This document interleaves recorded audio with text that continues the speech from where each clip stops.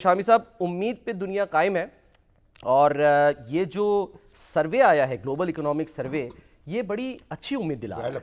Gallup ने इसे किया है, गैलप इंटरनेशनल ने। जी जी। और इसमें 60 मुल्क जो हैं उनके शहरियों से सवालात किए गए हैं। तकरीबन 60,000 59,636 जो बालिग हैं, मर्द और उनके ख्वातीन, इंटरव्यूज किए गए। उनसे सवालात किए गए। और उसके नतीजे में उन्होंने कहा पाकिस्तान के जो लोग हैं ये बहुत पुरउम्मीद हैं अपने मुस्तकबिल के बारे में। 51% ने बड़ी एक इजहार किया है कि पाकिस्तान इंशाल्लाह बेहतर होगा। इंतहाई पुरुम्मीद है वो, और पुरुम्मीद है वो। हाँ। और इक्तसादी हवाले से 53% पाकिस्तानी है समझते हैं कि हम खुशहाली का साल समझते हैं 2026 को। हाँ जी। और जो हमारा भारत है हमसाया, वहाँ यानी जो पुरउम्मीद लोग हैं उनकी तादाद 39%। जी हाँ, 39% लोग पुरउम्मीद हैं। हाँ जी। और बाकी जो है मायूस है। और अगर वर्ल्ड हम औसत की बात करें, आलमी औसत की, तो 24% से भी जो है वो नुमाया तौर पर ये बुलंद है। यानी पाकिस्तानी जो है इस वक्त सबसे ज़्यादा इस वक्त पुरुम्मीद है। दुनिया में औसतन 24% लोग जो है ना, हाँ जी, वो अच्छी तवक्को लगा रहे हैं मुस्तकबिल से। तो पाकिस्तान जो है इससे कहीं आगे है। तो पाकिस्तान ये जो पाकिस्तान में जो गुज़श्ता साल गुजरा है और उसने पाकिस्तानियों में एक नया एतमाद और नई मुसर्रत और नया जो एक इमेज है उसको तख्लीक किया है।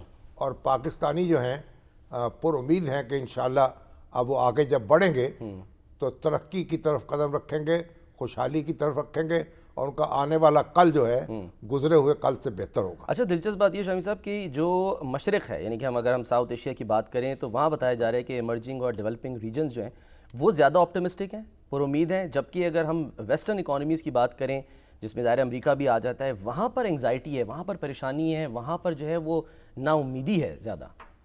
ज़ाहिर है कि जब आप एक नुक्ता कमाल को छू जाते हैं तो फिर उसको मेंटेन नहीं कर पाते। अच्छा, तो फिर ये भी तो होता है ना, यानी मायूसी तो होती है ना। सही। और एक जो तरक्की पजीर मुल्क हैं और वो तो स्ट्रगल कर रहे होते हैं, तो जो भी कदम आगे बढ़ता है तो उनमें उम्मीद पैदा होती है।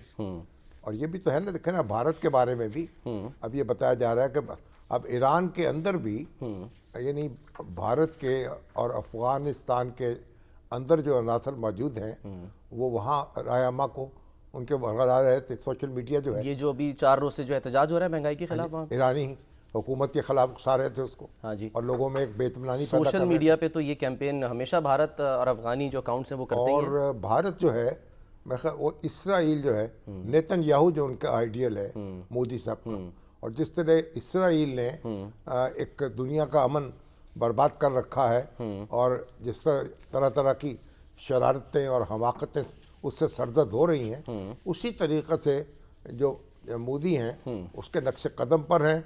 वो चाहते हैं, वो उनको समझते हैं कि जो हमसाए हैं और जो उनको और दूसरे उनके जो यानी ममालिक हैं मुख्तलिफ उनके इर्द गिर्द, उनको जिच करना, वहाँ अफरा तफरी पैदा करना, वहाँ दबाव जो है बढ़ाना, वो उनके फ़ायदे में है। और ये सब लोग जो हैं अब एक उनके ख़िलाफ़ एक महाज बनता नज़र आ रहा है। और ईरान से भी और वहाँ और जो हमारे सेंट्रल एशिया के ममालिक हैं वहाँ भी जो कुछ हो रहा है, अफ़गानिस्तान से हो रहा है, दहशत गर्दी हो रही है। और इंडिया जो है, सोशल मीडिया जिस तरह से मनफी जज्बात को हवा दे रहा है, जी जी। पर अरब दुनिया में जिस तरीक़े से अब बेतमानी फैल रही है इंडियन जो वर्कर्स के बारे में, उनके अफराद कार के बारे में जो वहाँ, तो बहरहाल ये पाकिस्तान के लिए एक अच्छी खबर ये है। लेकिन शमी साहब जो पाकिस्तानियों पर एतमाद में इजाफा हुआ है। सही। पाकिस्तानियों की तरफ जो है एतमाद के साथ देखा जा रहा है, भरोसे के साथ देखा जा रहा है।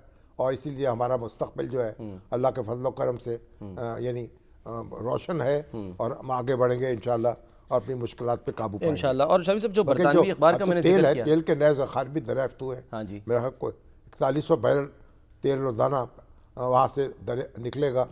और अभी वज़ीर आज़म ने भी कहा है कि हमें फोकस करना है इस बात पर कि तेल के और गैस के जो ज़खायर हैं वो ज़्यादा से ज़्यादा दरियाफ्त हों, ताकि जो ज़र मुबादला वो कम से कम खर्च हो तेल की इंपोर्ट पर। और इस तरह पाकिस्तान को यानी ये जो गैस और ऑयल जो है उसके ज़खायर जो है वो इसी तरह मिलते चले जाएं तो इंशाअल्लाह पाकिस्तान की इकॉनमी कहाँ से कहाँ पहुँच जाएगी इंशाअल्लाह।